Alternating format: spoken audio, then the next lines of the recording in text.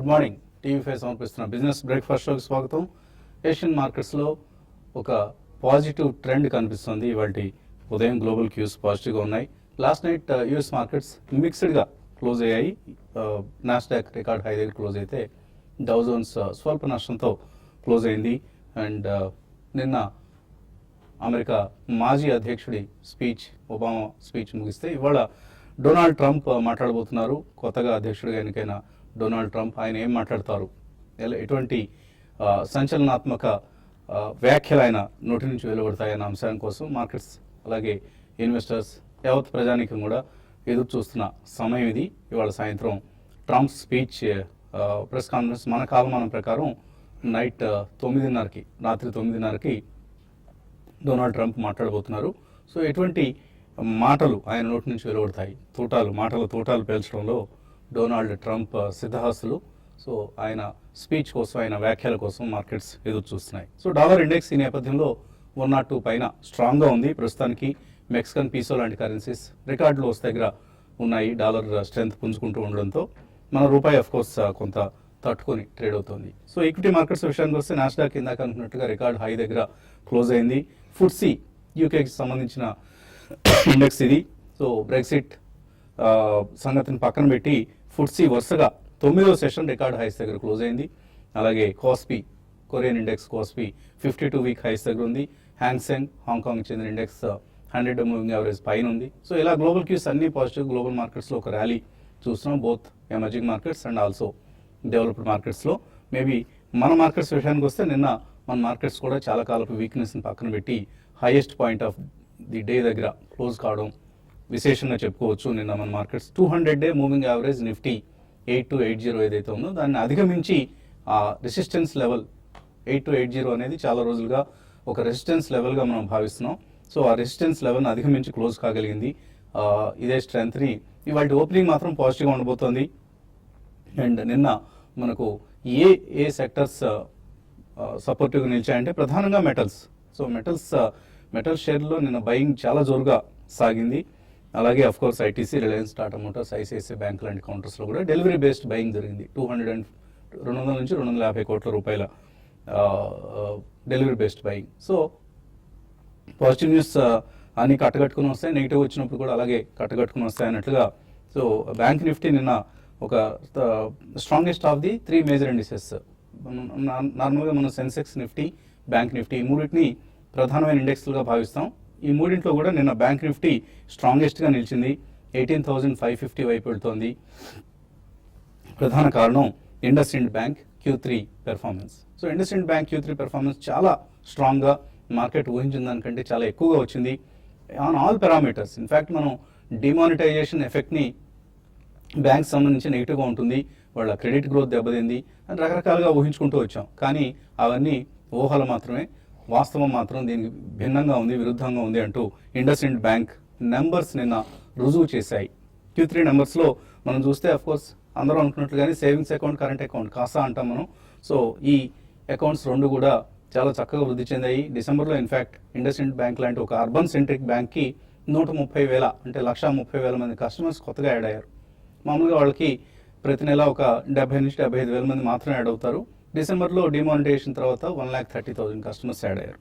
అలాగే credit loan growth అందరూ ఒక 20% ఉంటే గొప్ప అనుకున్నారు, కానీ 25% లోన్ గ్రోత్ కనిపించింది. అలాగే వెహికల్ ఫైనాన్స్, 2 వీలర్ ఫైనాన్స్ని బ్యాంక్స్ ఈ లాస్ట్ 2 మంత్స్లో బాగా దెబ్బతింది ఆ బిజినెస్ అనుకున్నారు, కానీ 21% వెహికులర్ లోన్స్ పెరిగాయి ఇండస్ ఇండ్ బ్యాంక్ ఒక్కదానికే. So IndusInd bank is a majorly urban bank. So అటువంటి బ్యాంక్కి డిమానిటైజేషన్ తర్వాత వాళ్ళ వెహికులర్ లోన్స్ గ్రోత్ చూస్తే నిజంగా డిమానిటైజేషన్ అనేది మనకు షార్ట్ టర్మ్లో కూడా పెయిన్ కాదు, గెయిన్ అన్న ఫీలింగ్ కలగజేస్తుంది. So IndusInd bank on all parameters చాలా చక్కటి రిజల్ట్ ప్రకటించింది. కాబట్టి ఇదే బాటలో HDFC బ్యాంక్ కూడా ఉంటుంది. మేబీ కోటక్ బ్యాంక్ కూడా ఇలాగే వస్తాయి రిజల్ట్స్ అని అనుకోవచ్చు. అయితే ఐసిఐసిఐ, యాక్సిస్ బ్యాంక్ ఏమైనా కొంప ముంచే ప్రయత్నం చేస్తాయనేది మాత్రం మనకు ఇంకా ఇప్పటికీ తెలీదు. మేబీ ఆ రిజల్ట్స్ వచ్చిన తర్వాతే మనం ఒక నిర్ధారణకు రాగలం. మిగతా సెక్టర్స్లో మెటల్స్తో పాటు షుగర్, ఆఫ్కోర్స్ షుగర్ ప్యాక్ చాలా చాలా స్ట్రాంగ్గా ట్రేడ్ అవుతుంది. 52 వీక్ హైస్ దగ్గర కనీసం 8 స్క్రిప్ట్స్ నేను నిలిచాయి. Balrampur Chini, Dhampur sugars, Dwarikesh sugars, EID Parry, Triveni engineering ఇటువంటి కౌంటర్స్ అన్నీ కూడా నిన్న 52-week హైస్ దగ్గర క్లోజ్ అయ్యాయి. ప్రధాన కారణం యూపీ ఎలక్షన్స్ కారణంగా ఇంపోర్ట్ డ్యూటీ ఏదైతే ప్రభుత్వం విధిద్దాం అనుకుందో షుగర్ దిగుమతుల మీద దాన్ని వాయిదా వేసుకున్నారు. ఫలితంగా షుగర్ స్టాక్స్కి ఒక చక్కటి పరిణామం ఇది. షుగర్ స్టాక్స్ అన్ని కూడా మంచి జోరు కొనసాగించడానికి అంతకుముందే ఆల్రెడీ డెట్ రీస్ట్రక్చరింగ్ చేయబోతున్నారు అన్న వార్తలు వచ్చాయి. ఇప్పుడు ఈ కోటా ఇంపోర్ట్ డ్యూటీ విధించరు అన్న వార్త, ఇవన్నీ షుగర్ సెక్టర్కి ఎప్పటికప్పుడు ఒక అనుకూల పరిణామాలుగా వస్తున్నాయి. సో షుగర్ స్టాక్స్లో ఇంకా ర్యాలీ కొనసాగబోతోంది. ఇండివిజువల్ స్టాక్స్లో యాక్షన్ ఇంకా మనకు బ్రాడర్ మార్కెట్స్ మనం చూస్తే లాస్ట్ 10 daysలో నిఫ్టీ సెన్సెక్స్ కంటే కూడా మిడ్ క్యాప్ స్మాల్ క్యాప్స్లోనే ఎక్కువ యాక్షన్ మనం చూసాం. అదే ధోరణి ఇంకా కొనసాగే అవకాశం ఉంది.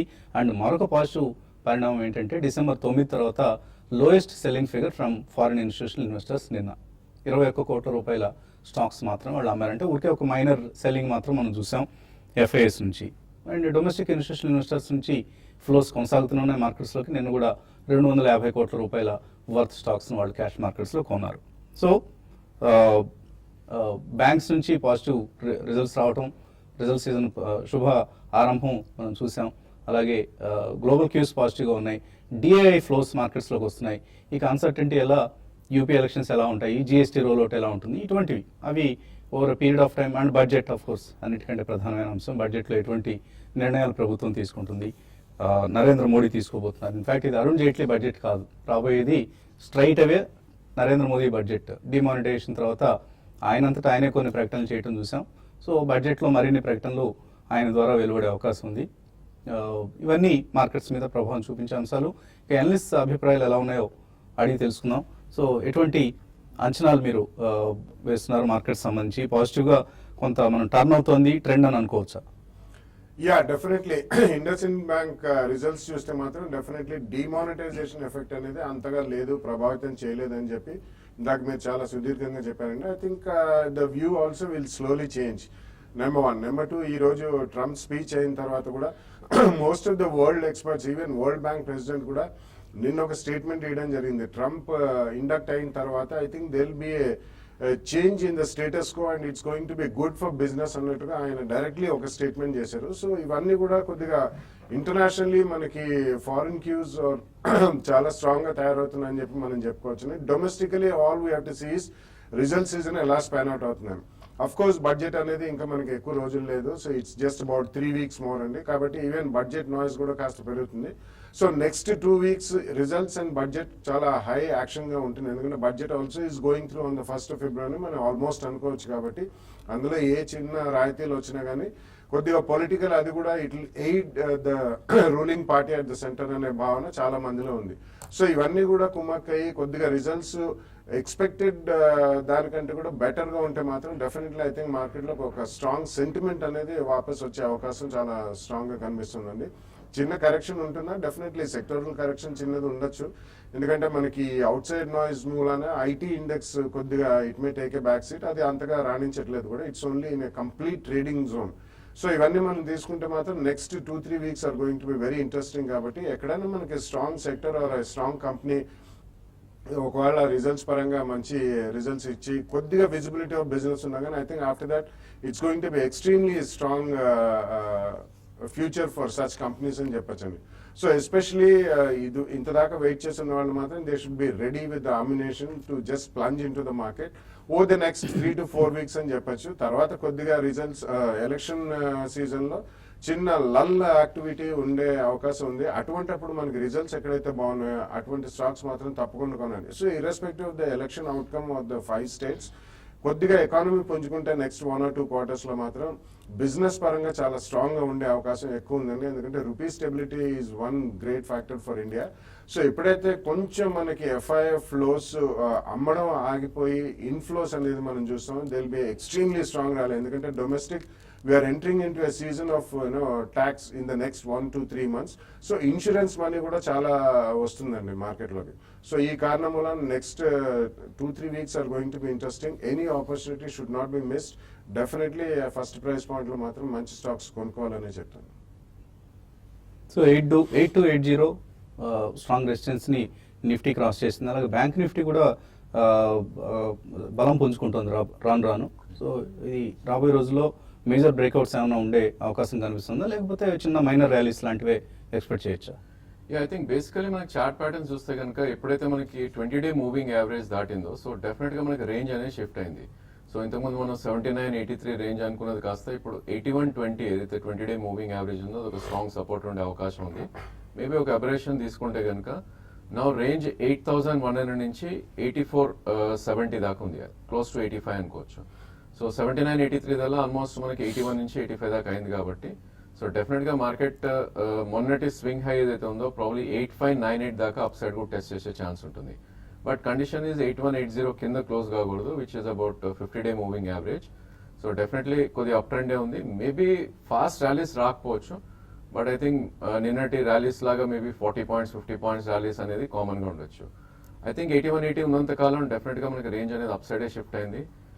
బట్ ఓన్లీ థింగ్ 8307 మొన్నటి స్వింగ్ హై ఏదైతే ఉందో ఇంటర్మీడియట్ స్వింగ్ హై దాని above at least 1 or 2 days close అవ్వాలి. Then I think next rally అనేది మనకి కొద్దిగా స్టీప్గా ఉండే ఛాన్స్ ఉంటుంది. 100-150 పాయింట్స్ అప్ సైడ్ మూవ్ అయ్యే ఛాన్స్ ఉంటుంది. But I think short term players ఎవరైతే ఉన్నారో ఇక్కడ ఫ్రెష్ ఎంట్రీస్ అయితే వద్దనే చెప్తారు చార్ట్స్ ప్రకారం. ఓన్లీ థింగ్ 8187 ఎప్పుడైతే మనకి మార్కెట్ కరెక్ట్ అయ్యి 50-100 పాయింట్స్ కరెక్ట్ అవుతుందో అప్పుడే ఫ్రెష్ పొజిషన్స్ తీసుకోవచ్చు. బట్ పొజిషన్స్ ఉన్న వాళ్ళు 2-day లో ఏదైతే ఉందో 8236 కింద స్టాప్ లాస్ పెట్టి హోల్డ్ చేయాలి. అదేవిధంగా మార్కెట్ అప్ సైడ్ వచ్చి 8420 నుంచి 8590 మధ్యలో ప్రాఫిట్స్ అనేది బుక్ చేసుకోవాలి. బ్యాంక్ నిఫ్టీ చూస్తే కనుక ప్రాబ్లీ ఆల్మోస్ట్ ఇది కూడా 20-day moving average way about trade అవుతుంది 18,091. అలానే 200-day మూవింగ్ యావరేజ్ 18,244. సో 18,244 ఉన్నంత కాలం డెఫినెట్లీ ఇది అప్ ట్రెండే కొనసాగే ఛాన్స్ ఉంది. ప్రాబ్లీ 19,020 దాకా ఇక్కడ నుంచి అప్ మూవ్ ఉండే ఛాన్స్ ఉంటుంది, అంటే ఇక్కడ నుంచి ఆల్మోస్ట్ 600 పాయింట్స్. సో ఈ నేపథ్యంలో మైనర్ కరెక్షన్స్ వచ్చి ఒక 150-200 పాయింట్స్ పడితే కనుక డెఫినెట్లీ లాంగ్ పొజిషన్స్ క్రియేట్ చేయొచ్చు. బట్ 18,091 కింద స్ట్రిక్ట్లీ స్టాప్ లాస్ పెట్టుకోవాలి. అదేవిధంగా మెటల్ స్పేస్లో ప్రాబ్లీ నిన్న న్యూ బ్రేక్అవుట్ చూసాం. సో ప్రాబ్లీ దానిలో JSW steel, Tata steel long positions create చేయొచ్చు. అదేవిధంగా oil marketing companies minor news తోటి 2 days బ్యాక్ ఒక చిన్న డౌన్వర్డ్ బ్లిప్ చూసాం. అగైన్ నిన్న స్టాక్స్ లైక్ IOC, HPCL ఇవన్నీ కూడా మనకి ఆల్ టైమ్ హై మళ్ళీ బ్రీచ్ అవటం చూసాం. ప్రాబ్లీ ఆ space would do well. So next 150-200 points rally వస్తే కనుక I think oil marketing will outperform అనిపిస్తుంది. సో ఆ స్పేస్లో ప్రాబ్లీ 1 or 2 స్టాక్స్ కొద్దిగా డిప్స్లో one can start buying. So metal stocks అంటే గుర్తుకు వచ్చింది, నిన్న మన కాలర్స్లో ఒకరు అల్యూమినియం ప్రేమికులు మనకు తటస్థపడ్డారు. సో ఆయన అల్యూమినియంని ప్రేమిస్తున్నారు. స్టాక్స్ కూడా చక్కగా పెర్ఫామ్ చేస్తున్నాయి. Aluminium stocks including aluminium stocks, all metal stocks. ఇక దూరవాణి ద్వారా, చరవాణి ద్వారా మనతో మాట్లాడాలనుకునేవారు, అలాగే ఎలక్ట్రానిక్ ఉత్తరాల ద్వారా పలకరించాలి అనుకునే వారికి సమాధానాలు ప్రారంభించబోయే ముందు చిన్న విరామం తీసుకున్నాం.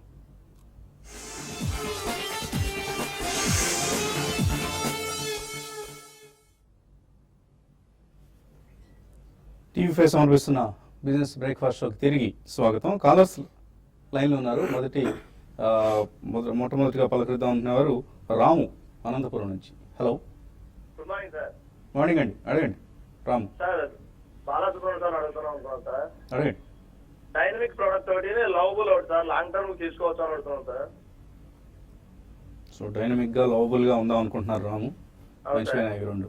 Yeah, not a bad idea అండి. డెఫినెట్లీ లవబుల్ చాలా రోజుల నుంచి అది ఒకటే జోన్ లో కొట్టుకుంటుంది. లాస్ట్ ఇయర్ ఆల్మోస్ట్ వాళ్ళు అడిడాస్ అనే కంపెనీతో ఒక ఒప్పందం కూడా కుదుర్చుకున్నారు. బట్ డెఫినెట్లీ దానికి ఈ రేట్ నుంచి మాత్రం పెద్ద లోవర్ సైడ్ అయితే లేదని చెప్పానండి. బట్ అట్లాగే మనకి చాలా మంది దీన్ని కంపారిజన్ పేజ్ ఇండస్ట్రీస్ తో గతంలో చేశారు. సో ఇది కూడా మల్టీ బ్యాగర్ అవుతుందని చెప్పి definitely will get a decent return అండి. కానీ this is only a single product and that's an international franchise అండి, జాకీ అనేది Page industry. So definitely lovable ఈ రేట్లో మాత్రం కొనొచ్చు.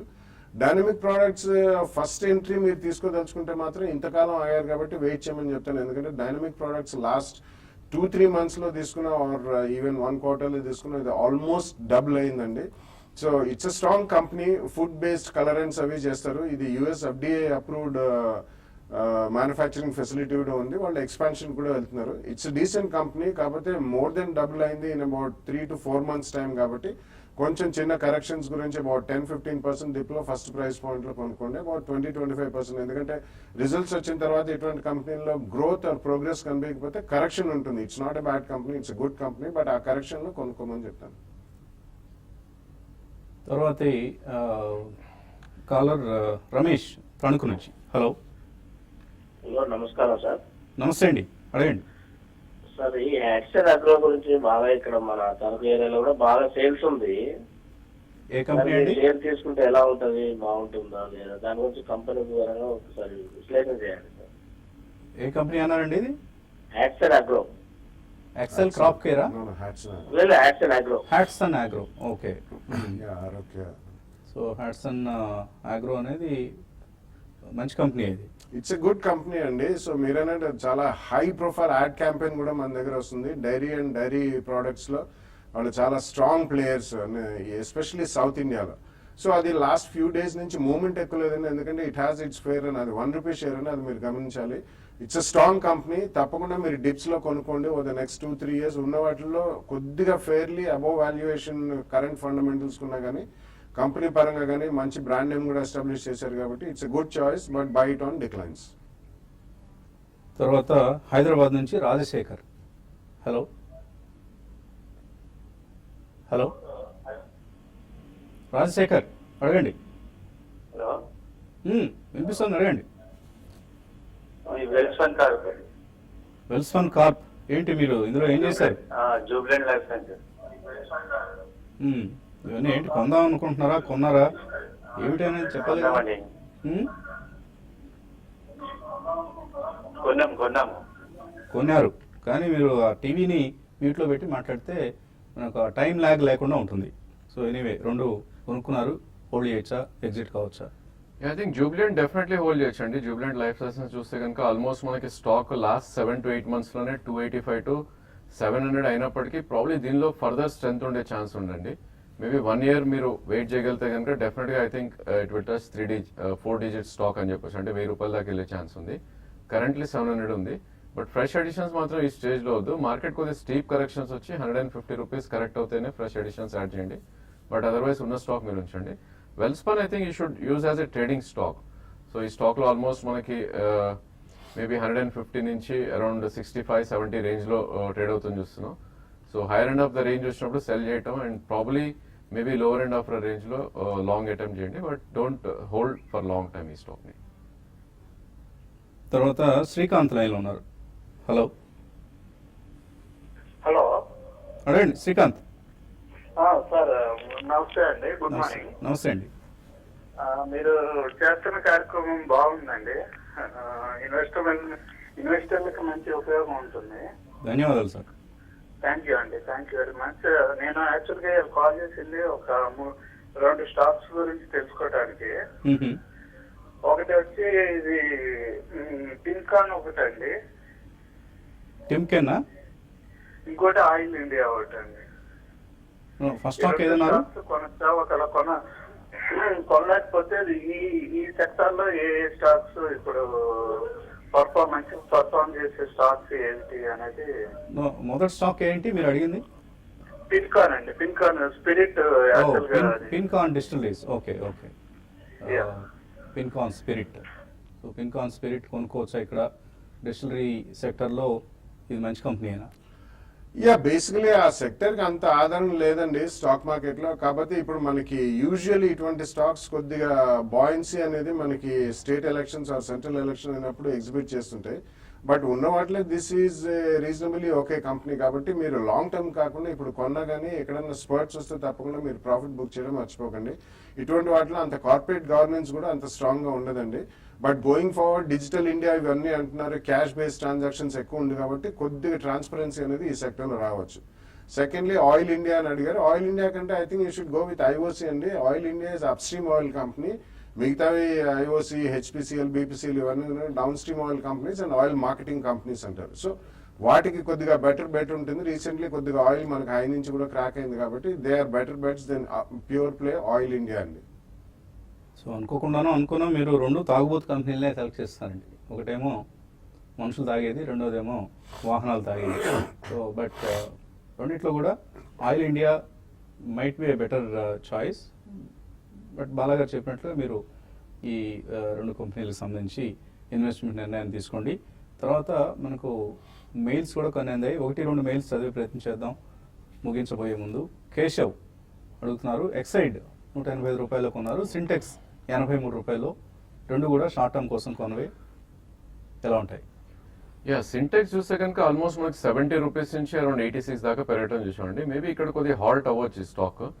ఐ థింక్ 80 నుంచి 91 మధ్యలో చాలా స్ట్రాంగ్ రెసిస్టెన్స్ ఉంది. సో షార్ట్ టర్మ్ కోసం అంటున్నారు కాబట్టి స్టాప్ లాస్ తోటి హోల్డ్ చేయాలి మీరు. మేబీ క్లోజింగ్ బేసిస్ బిలో 81 కింద స్టాప్ లాస్ పెట్టి హోల్డ్ చేయండి. 89 అండ్ 91 మధ్యలోకి వస్తే కనుక ఒకసారి డెఫినెట్లీ ఎగ్జిట్ అయ్యే ప్రయత్నం చేయండి. ఈవెన్ ఎక్సైడ్ చూస్తే కనుక ఒక సైడ్ వేస్ రేంజ్ లో ట్రేడ్ అవుతున్న స్టాక్ ఇది. సో 170 నుంచి 192 రేంజ్ లో ట్రేడ్ అవుతున్న స్టాక్ ఇది. ఆల్మోస్ట్ మనం high end of the range లో ఉన్నాం. కరెంట్లీ అరౌండ్ 183 ట్రేడ్ అవుతుంది కాబట్టి ఈ స్టాక్ కూడా 20-డే మూవింగ్ యావరేజ్ కింద మీరు స్టాప్ లాస్ పెట్టాలి, విచ్ ఇస్ 178. అండ్ ఇది 197 దాటింది అంటే కనుక ప్రాబ్లీ 202 దాకా అప్ సైడ్ వెళ్ళే ఛాన్స్ ఉంది. సో బిట్వీన్ 197, 202 ఒకసారి ఎగ్జిట్ అయ్యే ప్రయత్నం చేయండి. అలాగే మాధవీలత అశోక్ లేలాండ్ 77 రూపాయలకు ఉన్నారు. ఇప్పుడున్న రేట్లో 85 రూపాయలు అమ్మేసేయచ్చా, వెయిట్ చేయొచ్చా? ఐ థింక్ ట్రైలింగ్ స్టాప్ పెట్టి I think you can hold అండి. ఎందుకంటే ఈ స్టాక్ లో మనం ఆల్మోస్ట్ బాటమ్ అవుట్ అయినట్టే అనిపిస్తుంది. 75 డబల్ బాటమ్ చేసాం. ఆల్మోస్ట్ మీరు lower end of the range లో ఉన్నారు కాబట్టి నా ఉద్దేశంలో ట్రైలింగ్ స్టాప్ తో మీరు హోల్డ్ చేయండి. సో ఐ థింక్ కరెంట్లీ 79 అనేది 20-డే మూవింగ్ యావరేజ్.